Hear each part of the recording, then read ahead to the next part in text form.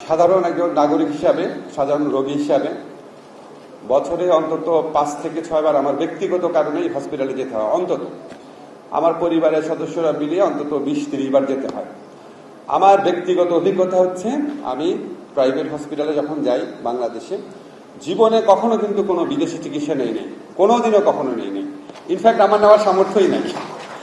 যাই হোক, দেশে যেখানে চিকিৎসা নিয়েছি, যেখানেই গিয়েছি, যেই হসপিটালে, খুবই ভালো সেবা পেয়েছি, আলহামদুলিল্লাহ, অত্যন্ত পরিতৃপ্ত আমি। এখন আপনারা যারা হাততালি দিচ্ছেন, আরেকটা কথা শুনুন। আমি তো পরিতৃপ্ত, আমার কোনো কমপ্লেইন নাই, কারণ আমার কাছে মনে হয়েছে আমাকে মানুষজন চিনত, সরকারে আসার আগে আরো বেশি ভালোবাসতো। তো আমি এখানে গেলে আমার থেকে কোনো ডাক্তার এমনকি ফিটাও নিতে চাইতো না। তো আমাকে ভালোবেসে ওনারা অনেক ভালো সেবা দিতেন।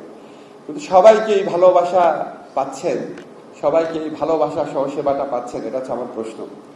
আপনারা কিছু মনে করবেন না, আমি যেহেতু টক শোতে রেগুলার যেতাম, আমার সাথে সবসময় সাধারণ মানুষ রাস্তাঘাটে দেখা হলে কথা বলতো, তারপর বাজারে গেলে কথা বলতো, সবসময় কথা বলতো। আমি মূলত যেই কথাগুলো শুনতাম, আপনারা সবাই হসপিটালের মানুষজন আছেন, মালিক আছেন, এগুলি সত্যি কথা, সব সময় শুনতাম। মেবি এটা জেনারেল চিত্র না, অনেক হসপিটালে ভালো সেবা দেওয়া হয়, কিন্তু জেনারেল যে কমপ্লেইনগুলো করা হয়, আমার মনে হয় আপনাদের কিন্তু আমার বলা দরকার। একটা হচ্ছে ডাক্তার কথা শুনে না, ডাক্তার রোগীর চেহারা দিকে তাকায়, হ্যাঁ বলেন, এটা বলতে বলতে উনি প্রেসক্রিপশন লেখা শুরু করে। এটা যে আমি কত জায়গায় শুনেছি, মানে উনি পুরাটা শুনেই না ঠিক মতো। এবং আমি সবসময় শুনি যে বাইরে শান্তি লাগে অনেক মন দিয়ে কথা শুনে, অনেক মন দিয়ে কথা শুনে। এই কথাটা যে আমি কত জায়গায় শুনেছি যে বাইরে যান কেন, বলে ভাই ডাক্তার একদম এত মন দিয়ে কথাটা শুনে এমনিই অর্ধেক ভালো হয়ে যায়, কনফিডেন্স চলে আসে। আর আমাদের এখানে ডাক্তার যাওয়ার সাথে সাথে হ্যাঁ বলেন, মেজাজ খারাপ করে বলে লিখতে থাকে প্রেসক্রিপশন। এটা হয়, আপনারা এটা সিরিয়াসলি দেখবেন। সেকেন্ড হচ্ছে অনর্থক টেস্ট দেয়, যাওয়ার সাথে সাথে অনেকগুলো টেস্ট দেয়। আমার বাসায় যে গরিব ছেলেটা আমার হেল্পিং হ্যান্ড হিসেবে কাজ করে, এখানে ঢাকার একটা হসপিটালে গেছে, তার 14টা টেস্ট দিয়েছে। পরে রাগ করে সে ময়মনসিংহ চলে গিয়েছে, টেস্ট ছাড়া ভালো হয়ে ফেরত আসছে। ওখানে পরিচিত ডাক্তার ছিল। এই অত্যাচার বন্ধ করেন। মানুষ অনেক গরিব, এখানে লোকজন খুব গরিব আছে, বড় লোকদের গলা কাটার সমস্যা নাই। গরিব রোগীদেরকে 14-15টা টেস্ট দেওয়ার প্রক্রিয়া বন্ধ করান। আর এটা হচ্ছে নির্দিষ্ট ওষুধ কিনতে হবে। কেন? পৃথিবীতে কোন জায়গায় হসপিটালে, প্রাইভেট ক্লিনিকে সবসময় ওষুধ কোম্পানির প্রতিনিধির জন্য নির্দিষ্ট টাইম থাকে ডাক্তারের? আপনারা বলেন, পৃথিবীতে অন্য কোনো দেশে থাকে? খসরু ভাই থাকে? তা আপনারা ওষুধ কোম্পানির দালাল। ডাক্তাররা এই দেশে বড় বড় হসপিটাল ডাক্তাররা কি ওষুধ কোম্পানির মধ্যস্বত্বভোগী? কোন জায়গায় নামান আপনারা নিজেদেরকে? তারপরে আরেকটা কমপ্লেইন করা হয়, টেস্টের রেজাল্ট ভুল। অনেক জায়গায় অনেক ভালো রেজাল্ট হয়, আমি এক্সেপশন, খারাপ জায়গাগুলোর কথা বলছি। অনেক ভালো সেবা হয়, খারাপ জায়গার কথা বলছি। তারপর হচ্ছে জেনারেল কমপ্লেইন, যেটা আমার কাছে হৃদয় বিদারক লাগে, নার্সদের আচরণ খারাপ, নার্সদের মন খারাপ থাকে, হসপিটালে কর্মচারীদের সবার মন খারাপ থাকে, তারা ক্ষিপ্ত হয়ে থাকে, ভালো সেবা দিতে চায় না। কেন চায় না? খসরু ভাই আজকে বলেছেন, নার্সের বেতন 12,000 টাকা, আপনারা কম টাকা প্রফিট করেন। আপনারা যারা অনেকে হসপিটালে মালিক আছেন, আমি ব্যক্তিগতভাবে চিনি, আপনাদের কোটি টাকার বাগান বাড়ি থাকতে পারে, আপনারা নার্সকে একটু ভালো বেতন দিতে পারেন না? আমার বাসায় যে কাজের লোক, আমি একটা ঢাকা ইউনিভার্সিটি যখন টিচার ছিলাম, এখন উপদেষ্টার পরিচয় বাদ দেন, আমি যখন ঢাকা ইউনিভার্সিটি টিচার ছিলাম, আমার বাসায় যে কাজ করে সে তো 3 বেলা খাবার পায়, থাকার সুযোগ পায়, তার বাচ্চাদের আমরা টেক কেয়ার করি, সে তো বেতন পেত 12,000 টাকা। আর একটা প্রশিক্ষিত নার্স 12,000 টাকা বেতন পাবে? তাহলে সে মন ভালো করে সেবা দিবে? সে তো ত্যক্ত বিরক্ত হয়ে থাকবে। এই যে খসরু ভাই বলে গেল যে আপনারা প্রফিট করেন, কিন্তু ন্যায্যভাবে করেন। আজকে আপনার ভারত, ব্যাংকক, এসব জায়গায় মানুষ যেতে চায় না, আপনাদের দেওয়ার ক্যাপাবিলিটি আছে। আপনারা এটা করোনাকালে প্রমাণ করেছেন। বাংলাদেশের স্বাস্থ্যসেবা যদি দিতে চায়, কতগুলা ডাক্তার পর্যন্ত মারা গেছেন, নিজের জীবন উৎসর্গ করে সেবা দিয়েছেন। আমি সবসময় বলি, বাংলাদেশের ব্যবসায়ীদের সমস্যাটা কি? তারা খরচ করবে, আর একটুখানি বেশি খরচ করলেই হয়ে যায়। যারা স্বাস্থ্যকর্মী আছে, দারোয়ান আছে, লিফটম্যান আছে, যে সহায়ক কর্মীরা আছে, তাদের যদি আপনি একটুখানি বেতন বানান, কত টাকা যায়? আপনার প্রফিট থেকে 10 কোটি টাকা হয়তো কম প্রফিট হয়। যদি 100 কোটি টাকা প্রফিট করেন, হয়তো 10% কম প্রফিট হয়।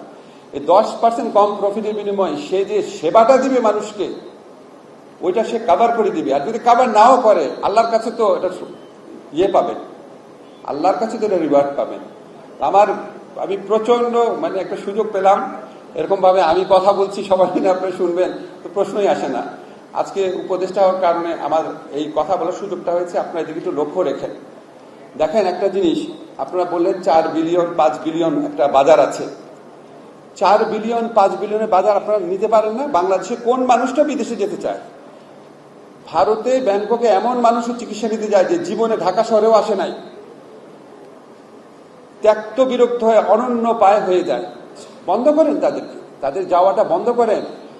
এখানে সেবা দিলে কখনোই মানুষ বিদেশে যাবে না, কোনো কারণই নাই, প্রশ্নই আসে না, যাবে না। এই 4 বিলিয়ন 5 বিলিয়নের বাজার দখল করেন, আপনাদের লাভ না, দেশের লাভ।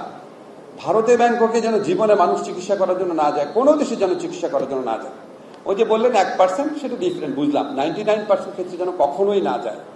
আমার সবচেয়ে খুশি লাগবে যে আমি আপনাদের কাছে যে সেবাটা পাই, সেই সেবাটা যদি বাংলাদেশের প্রত্যেকটা মানুষ যদি ওই মানের, ওই ভালোবাসা সহ, ওই যত্ন সহ সেবাটা পায়। তো আমি আপনাদের একটু সমালোচনা করলাম, তার পাশাপাশি ভালো কথা বলি। আপনারা যে এই যে একটা অ্যাসোসিয়েশন করেছেন, একটা ইনক্লুসিভ একটা ভূমিকা রাখতে যাচ্ছেন, সবাইকে এটার সদস্য করতে যাচ্ছেন। আমাদের শামীম ভাই বললেন আপনারা আবার কোয়ালিটি দেখে সদস্য পদ দিবেন, খুবই ভালো ব্যবস্থা। তারপর আপনারা তাদেরকে ট্রেনিং এর ব্যবস্থা করবেন, খুবই ভালো ব্যবস্থা। ওয়ান স্টপ সার্ভিসের কথা বলেছেন, কিন্তু ওয়ান স্টপ শুনলেই আমার মনে হয় বাংলাদেশে ওয়ান স্টপ বলে পৃথিবীতে বাংলাদেশে কিচ্ছু নাই। আমার মন্ত্রণালয় কিছু বললে বলে স্যার ওয়ান স্টপ সার্ভিস করে দিয়েছে। ওয়ান স্টপ যদি সত্যিকারের ওয়ান স্টপ করতে পারেন, তাহলে অসাধারণ একটা ব্যবস্থা হয়। নামে ওয়ান স্টপ লিখে দিলে ওয়ান স্টপ সার্ভিস, ওখানে গিয়ে মানুষ বলে ওইখানে যান, ওইখানে যান। মানুষ তো বোকা না, মানুষ আপনি তাকে অশ্রদ্ধা করছেন। প্রকৃত ওয়ান স্টপ করতে পারলে খুবই ভালো হবে। তারপরে রোগীদের বিমার চিকিৎসা বিমা, আমি মনে করি এটা অবশ্যই দরকার।